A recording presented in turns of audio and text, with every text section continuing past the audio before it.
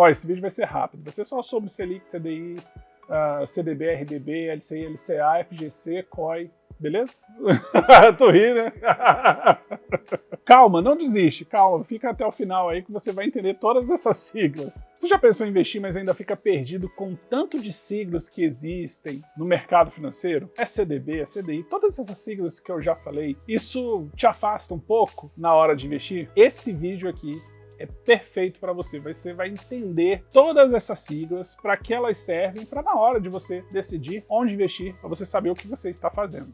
Imagina se eu falo para você, eu vou investir na letra de crédito imobiliário, que vai render 100% da taxa do certificado de depósito interbancário, que é protegida pelo Fundo Garantidor de Crédito. Fica extenso, né? Pois é, siglas servem para abreviar, para facilitar a nossa vida.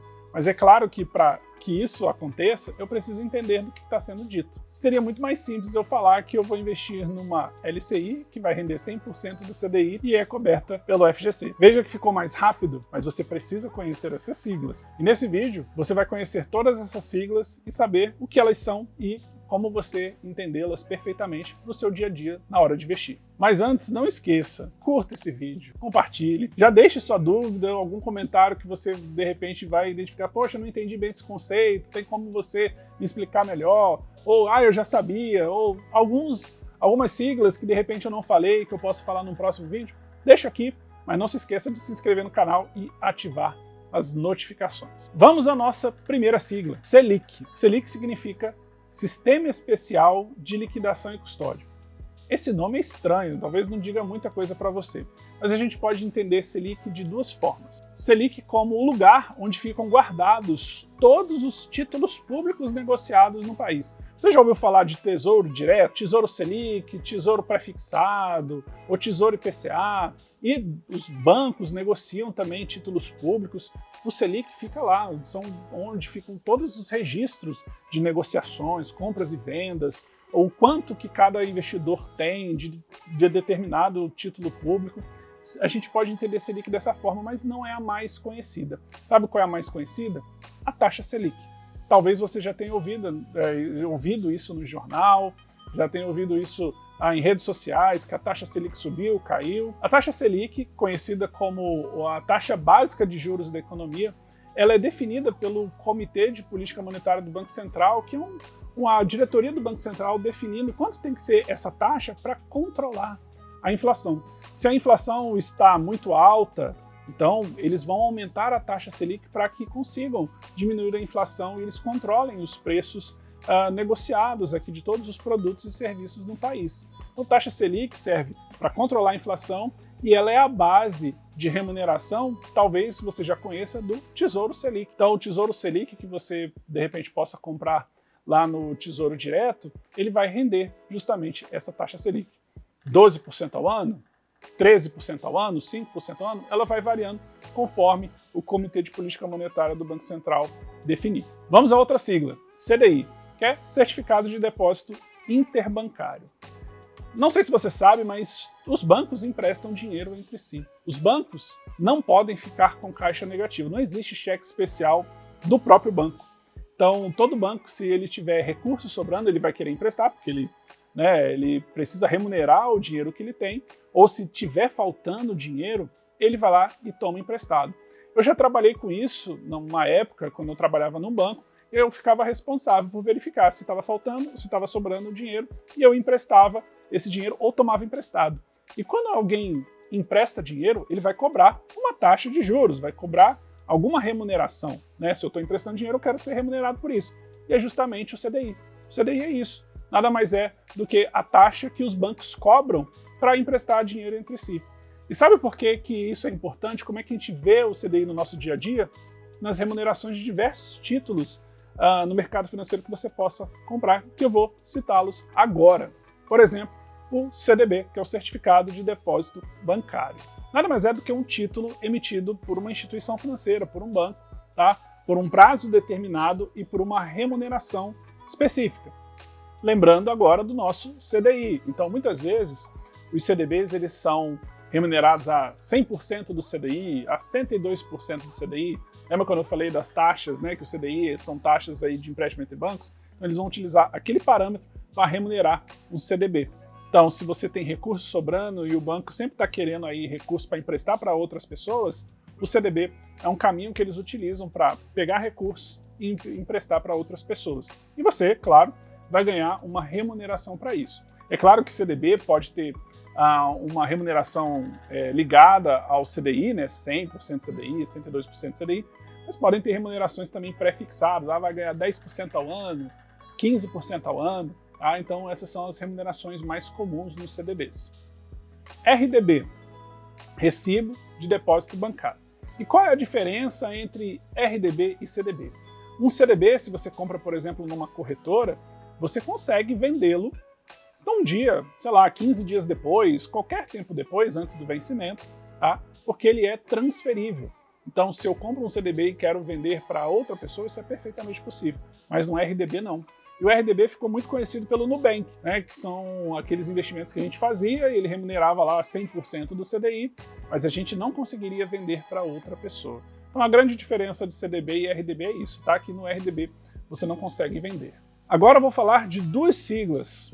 São títulos muito semelhantes, LCA e LCI. LCA é letra de crédito do agronegócio e LCI, letra de crédito imobiliário. Pelo nome, né, agronegócio, imobiliário, são recursos destinados a esse tipo de setor e os bancos captam dinheiro da forma semelhante a um CDB. Você vai ser remunerado muitas vezes com um percentual do CDI, como a gente já viu no caso de um CDB, mas você também vai encontrar LCAs, LCIs de forma pré-fixada, né, 10%, 15% ao ano. Às vezes também você vai encontrar algumas LCIs e LCAs com inflação mais 5% ao ano, né, IPCA mais 5%, IPCA mais 6%, são as remunerações mais comuns das LCAs e LCIs. Mas tem uma grande diferença entre LCA e LCI em relação, por exemplo, ao CDB, que nas LCAs e LCIs você não tem pagamento de imposto. No CDB, você paga imposto sobre o rendimento. LCA e LCI não, eles são instrumentos isentos de imposto de renda. Então, quando você visualiza lá, por exemplo, na sua corretora, no seu banco, que uma LCA está sendo negociada a 96% do CDI, ela já é uma remuneração líquida, porque você não tem imposto. Já no CDB, quando você visualiza lá 100% do CDI, depois daquela remuneração vai ser cobrada uma alíquota de imposto de renda.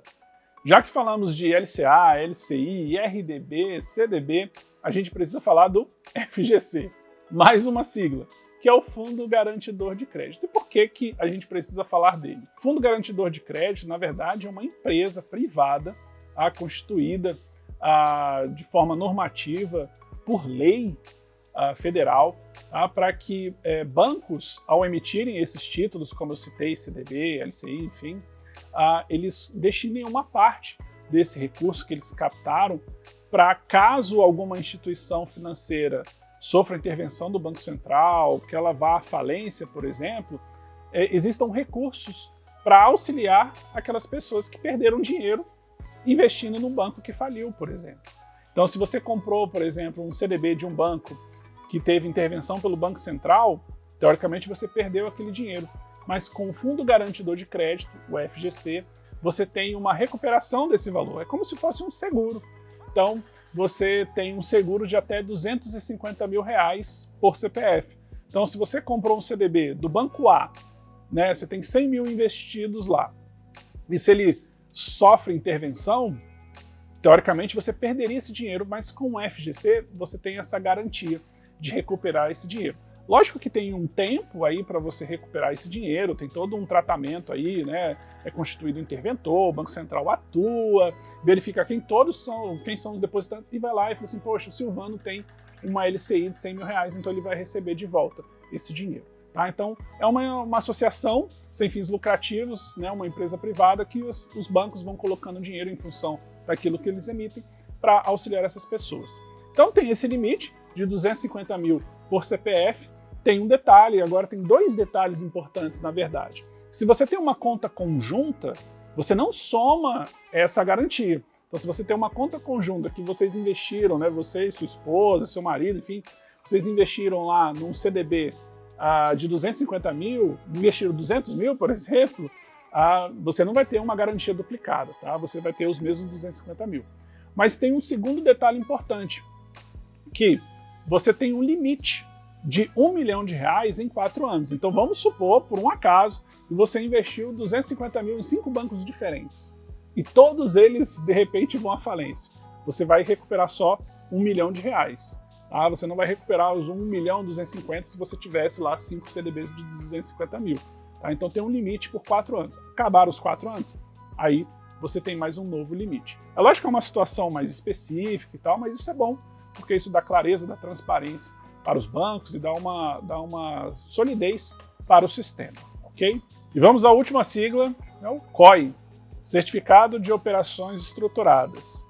Bom, eu sei que esse é um assunto polêmico, porque tem muita corretora aí, especialmente as 3 principais corretoras do Brasil, empurram bastante isso para cliente e, na minha opinião, não é um bom produto. Mas deixa eu explicar para você o que é o COI. O COI é como se fosse um combo de produtos. Então, se você que de repente quer investir em bolsa americana, bolsa no Brasil e renda fixa, em vez de você investir isso de forma separada, você vai ter isso tudo dentro de um COI, dentro de um produto. E aí você combina lá, de repente, 30% vai ser de bolsa americana, 30% de bolsa brasileira e 40% de renda fixa Brasil. Tudo dentro de um produto. Parece interessante, né, de você simplificar, mas tem alguns problemas. Primeiro grande problema, ele não tem liquidez, isso é, você não consegue sair antes do vencimento. Se você fizer isso, a corretora vai cobrar um pedágio enorme de você ao sair antes do vencimento. Tá?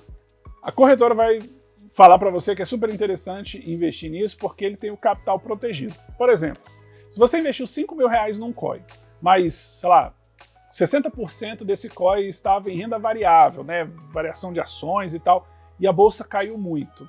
Teoricamente você sairia em vantagem, porque já que caiu bastante, você teria menos do que o capital investido, 5 mil. Mas ele protege. Parece interessante, né? Só que o que acontece? Se ele protege, ele só vai proteger aquilo que você investiu. E não vai te dar oportunidade de, se você achar que o mercado não está bom, de repente a renda variável não é um bom momento, você não vai conseguir sair, você não vai conseguir vender, você vai ter um pedágio tão grande que talvez seja até maior do que o que a renda variável caiu dentro do seu COI. Então, eu particularmente não gosto desse tipo de produto. Inclusive, os assessores recebem uma remuneração muito grande por venderem COIs e, infelizmente, muitas pessoas têm sido empurradas, têm sido ludibriadas também com esse tipo de produto. Quer dizer que é um produto péssimo? Sim. Tá? É um produto péssimo. Então, saia dessa furada. Investimento bom, você tem liquidez, ou você tem condições ideais para você investir, regras muito claras e sem grandes penalizações. Tá? Ninguém tem que te prejudicar por sair antecipadamente do investimento. Então, fuja do COI. Na boa, COI não é bom.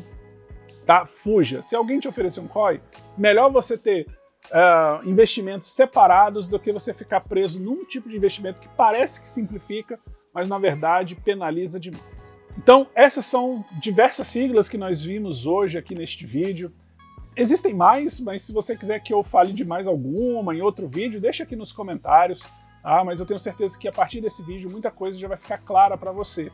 Na hora que você entrar na sua corretora, no seu banco, aquele tanto de siglas, agora você já sabe do que se trata. Tá bom? Então, nos vemos no próximo vídeo e não se esqueça que a forma como a gente lida com dinheiro revela quem a gente adora. Até mais!